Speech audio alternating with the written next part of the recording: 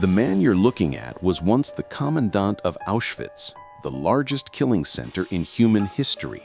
His name was Rudolf Höss. On the surface, he looked like an ordinary soldier, calm, disciplined, loyal to orders. But behind that uniform, he had one of the coldest minds of World War II. When the war ended, millions of people wanted justice. The world was burning with questions.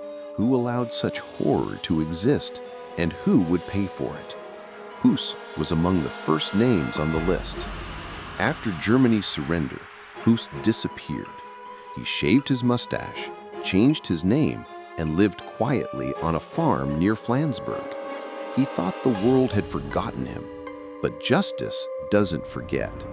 In March 1946, British soldiers surrounded the farmhouse.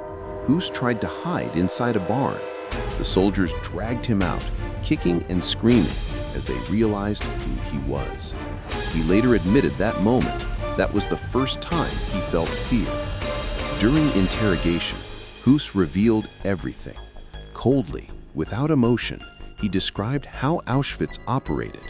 He talked about trains arriving day and night, about prisoners marching toward what they thought were showers, and about the smell that hung in the air afterward. He even detailed how Zyklon B gas was used, like he was discussing factory procedures. The world listened in horror. Here was a man who didn't deny it, didn't try to justify it. He simply explained, step by step, how he made death efficient. His own words would seal his fate.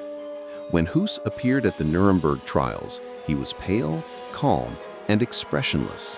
While other Nazis shouted or cried, he remained quiet.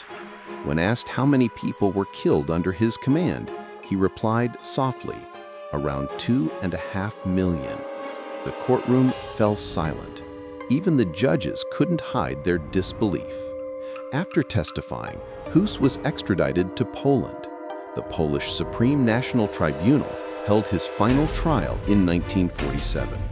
Witnesses described his cruelty, his detachment, and his role in the genocide. Höss himself confessed again, saying he had been following orders but accepted responsibility. There was no sympathy left for him. The court found him guilty on all charges. His sentence? Death by hanging.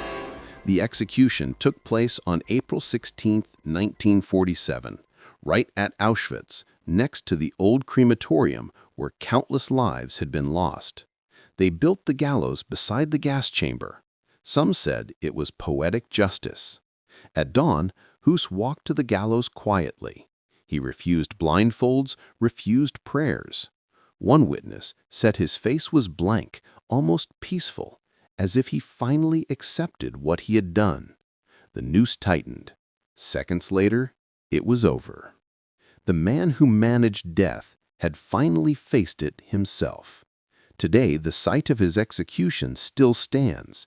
Visitors walk by that spot every day.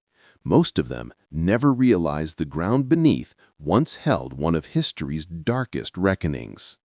Rudolf Höss's story is not just about punishment.